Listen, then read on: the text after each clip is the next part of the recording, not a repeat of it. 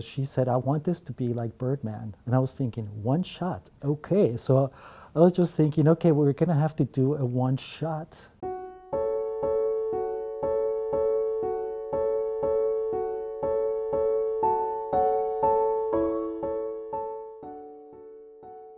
Hello, my name is Carlos Diazmunoz, AMC.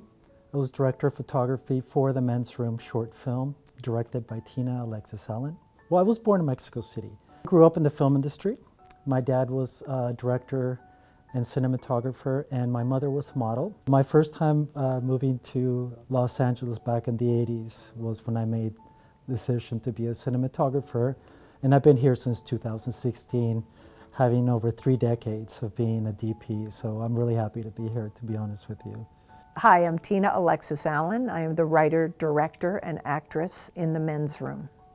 We had a mutual director friend named Jen Sharp, who he's worked with, and I was looking for a cinematographer to do this and called her for recommendations, and we met, and it was like done. We were done. We had one meeting and we were like in. And we hit it off. I mean, chemistry is so important between a director and a cinematographer. I thought it was a fabulous script, and the location was amazing as well. It was at the Wilshire Bell Theater, so production value was just amazing. The Men's Room is a mother-son story. It's about a woman who is chasing her Hollywood ambition as a fading actress of a certain age, and comes upon the role of a lifetime with an old producer that she's known, back in the day. And in the course of a very exciting meeting, she comes to find out that there's a deep secret that her son has been keeping about the producer. And so it basically risks all of it. In terms of my inspiration, I was completely enamored when Birdman came out, and just the way that it's captured, sort of behind the scenes and kind of subversive.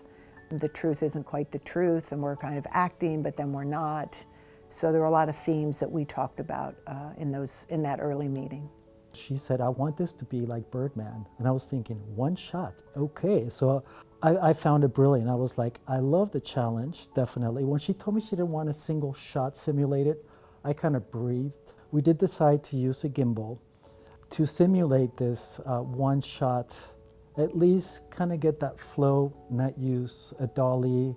It would be a faster setup time. And I've been operating gimbals for a while, so it was the best choice as far as our camera moves. One of the best shots that I really like of technically, not as far as of the drama, but one of them, the Tina is looking for her son, and it was practically a 360 shot, and then going into this doorway where there was a ramp, and it was also not only technically challenging, the lighting was challenging, and my own footing, to make sure I wouldn't trip. And she did a fabulous performance. I mean, working with her, being such a professional on camera, that also made things very easy for us. Probably like the most important emotional transition in the movie happens in an extreme close-up that we actually also went in slow-mo with.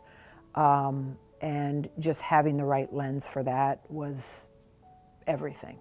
We co-produced this with EFD, and they just read the script, loved it, and then we talked about ZEISS lenses, and they obviously have all that, and said, we're going to give you everything, and that was really special. The ZEISS Supremes, they don't have that digital sharpness. They're very sharp lenses, but I wanted to take the edge off, especially on the extreme close-ups, and take care of Tina as far as making it look a little more cosmetic without looking like it's filtered video. I don't like that look. So usually go with a heavier glimmer glass on the wide angle lenses. And the telephoto, the 135, I didn't put any filters on there at all. The 85 would have a 1/4, the 50 and the 35 would have a 1/2, and the 18mm would have a 1. The main factors about using the ZEISS Supreme, which I had read about and I was dying to try it was the color consistency. Swapping from lenses to lenses, it was just, the color matching was perfect. The speed was very important at 1.5. because we didn't have a lot of lighting as well. So the levels were very low.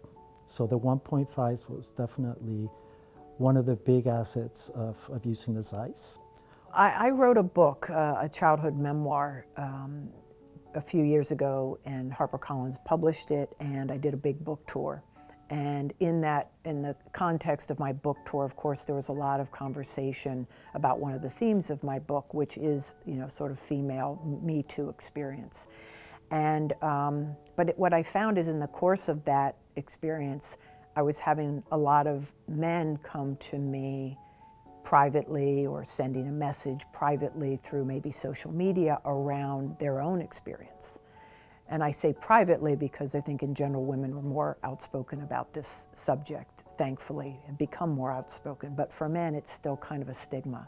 So for me, I was like, wow, I think we're missing a beat in this Me Too movement. I think there needs to be a little space to invite the guys to have a kind of level of safety. So this movie really comes out of my firsthand seeing of their experience and wanting to open it up and tell a story that's very forgiving and loving and not demonizing, the victim for sure.